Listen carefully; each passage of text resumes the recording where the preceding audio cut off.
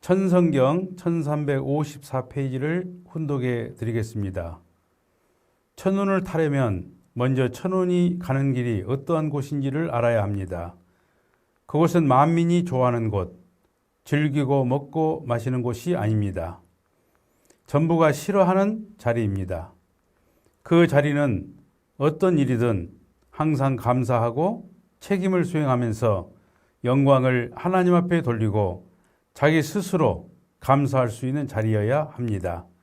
그런 자리에 서는 사람이 천운을 탈 수 있습니다. 사랑하는 평화의 원 그리고 식구인 여러분, 안녕하세요. 본문 말씀을 중심하고 천운 상속에 대한 말씀으로 은혜를 나누고자 합니다. 우리가 평소에 생각하는 복의 기준은 무엇일까요? 어떤 분을 복된 자라고 말할 수 있겠습니까? 일반적으로 많은 분들이 생각하고 계시는 오복에 대해서 말씀을 드려본다면요. 첫 번째가 수입니다. 두 번째가 부, 세 번째가 강령, 네 번째가 유호덕, 다섯 번째가 고종명입니다. 수는 장수하는 것을 말하고 의미는 물질적으로 풍요로운 것을 의미합니다. 그리고 강령은 몸이 건강하고 마음이 편한 것을 의미하고 유호덕은 윤리와 도덕적으로 사는 것을 즐겨하는 것을 의미합니다. 그리고 마지막으로 고종명은 제 명대로 살다가 편히 죽는 것을 의미한다고 합니다. 오늘 이 말씀을 경청하고 계시는 여러분들은 이 다섯 가지 가운데에서 몇 가지 정도를 가지고 있다고 생각하십니까? 그리고 기독교의 경전인 성경은 두 가지 큰 복에 대해서 말씀을 기록하고 있습니다. 그 첫 번째가 히브리어로 바라크입니다. 바라크에 대해서 말씀을 드린다면 하나님께서는 누구에게나 일방적으로 주시는 축복을 의미합니다. 하나님께서는 당신의 자녀들을 위하여 피조세계를 창조하셨습니다. 그 자연 만물과 만상이 누구에게나 좋은 삶의 환경을 제공하고 있다는 것을 우리는 알고 있습니다. 봄, 여름, 그리고 가을과 겨울이 순환합니다. 그리고 비가 내리고 강물이 흐르고 바다를 이루어 생명 역사를 하는 것입니다. 이러한 축복을 히브리어로 바라크다 이렇게 표현하고 있습니다. 또한 섭리적으로 보면은 시대적인 혜택이 있습니다. 하나님의 구원 섭리에 의해서 이제는 하나님을 직접 만날 수 있고 중보자 없이도 기도할 수 있는 시대가 도래했습니다. 무형의 하나님을 만나게 되고 그분의 창조 목적을 알게 되었으며 잃어버린 자녀들을 찾아 나오시는 복귀의 심정을 알게 되었습니다. 그리고 더 나아가 우리는 그 나라의 백성이 되었습니다. 천일국의 주인으로서 축복을 받은 것입니다.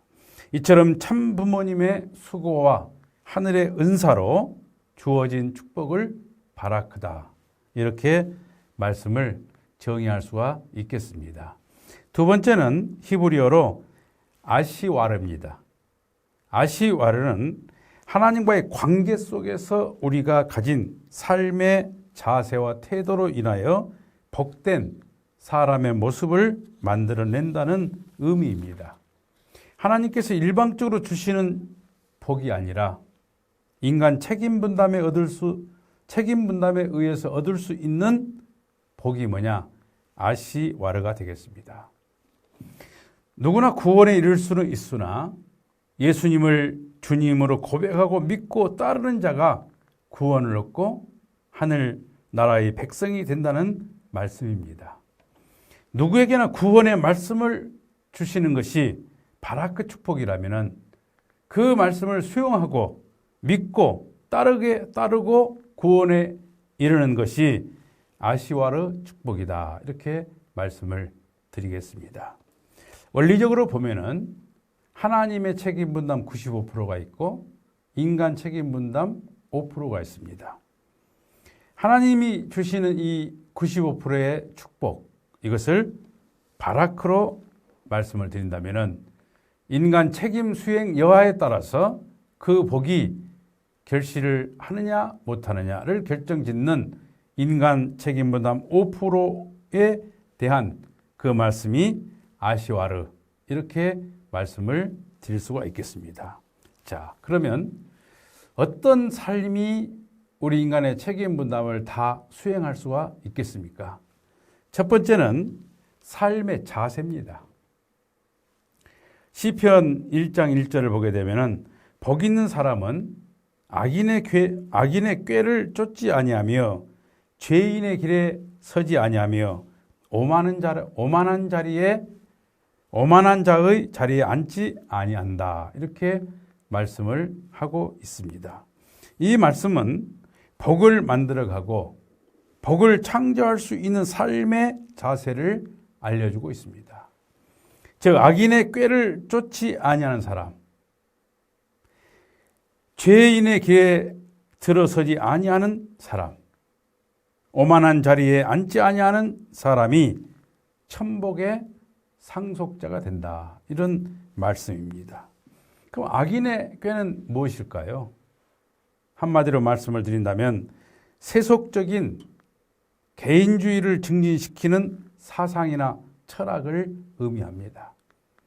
하나님의 섭리와는 반대되고 하나님의 뜻과는 반대되는 어떠한 이념, 그 이념에 빠져들게 된 것을 악인의 꾀다. 이렇게 말씀을 드릴 수가 있겠습니다.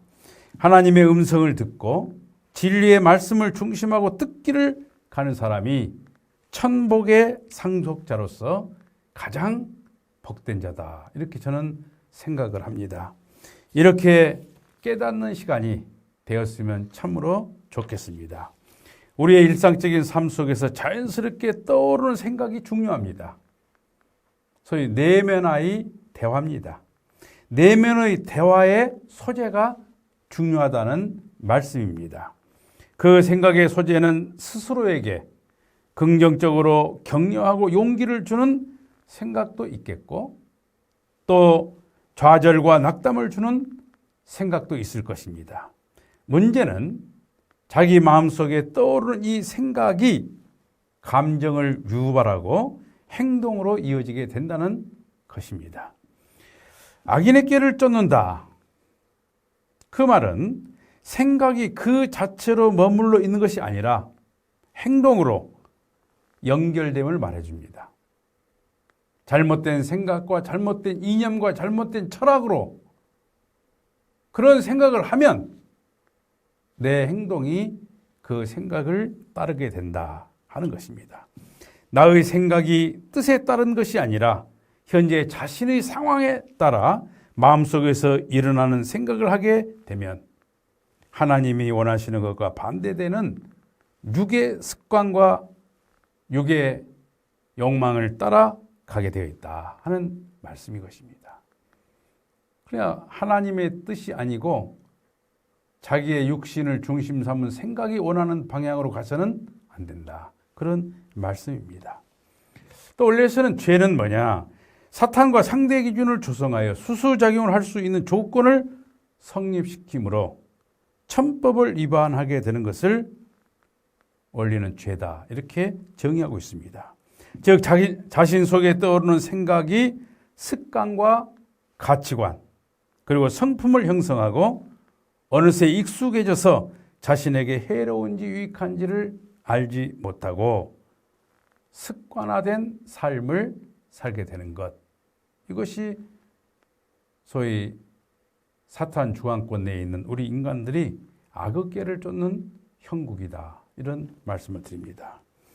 정신과 의사인 윌리아드 기라는 박사님은 자신을 비하시키는 사람은 마치 진흙을 갖고 노는 어린아이와 같다. 이렇게 설명을 합니다.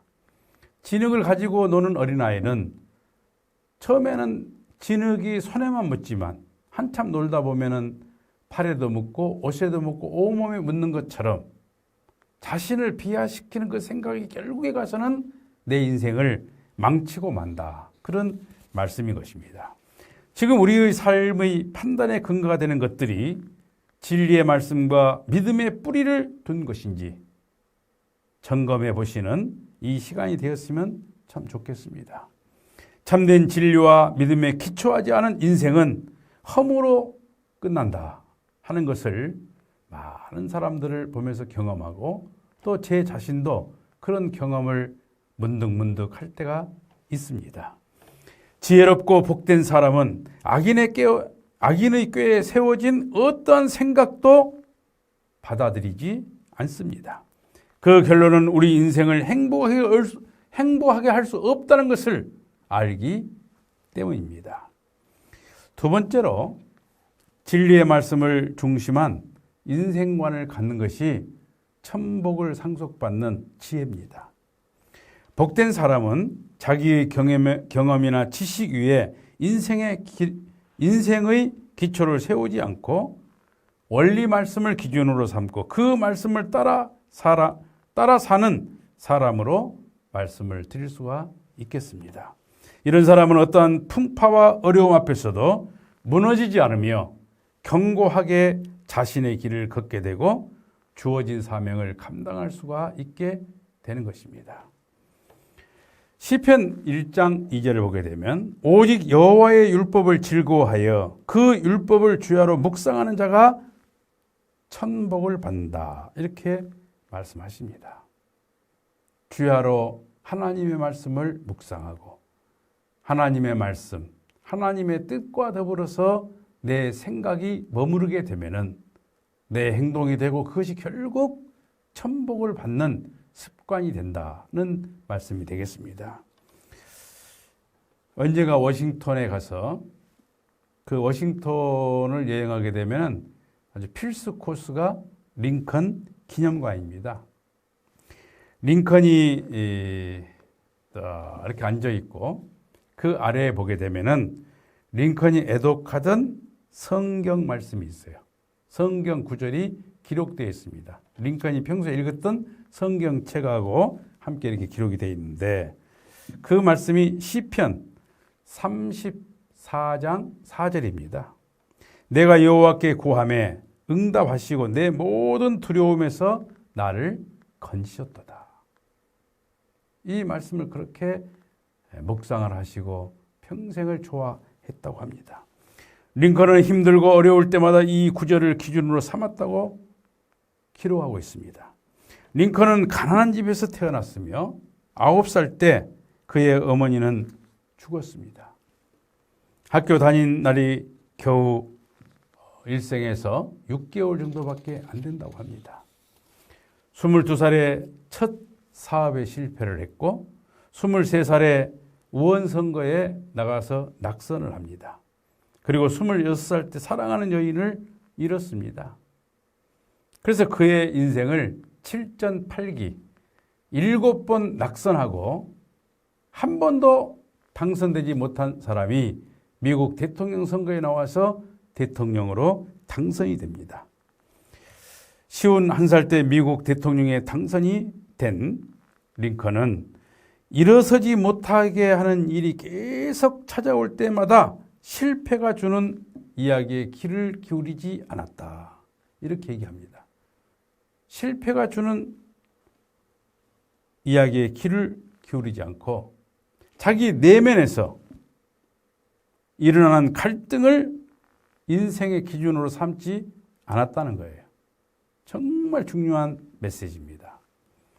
링컨이 말을 시작할 때부터 어머니 낸시는 매일 성경을 읽어줬다고 합니다. 링컨이 9살 때 어머니가 남긴 유언은 아들아 매일 성경을 묵상하라. 위기가 닥칠 때는 더욱 열심히 성경을 읽어라. 이렇게 유언을 남겨줬다고 합니다. 유언과 같이 그는 하나님의 말씀 위에 자기의 인생을 걸었습니다. 하나님의 진리의 말씀 위에 인생의 근거를 만들었다는 거예요.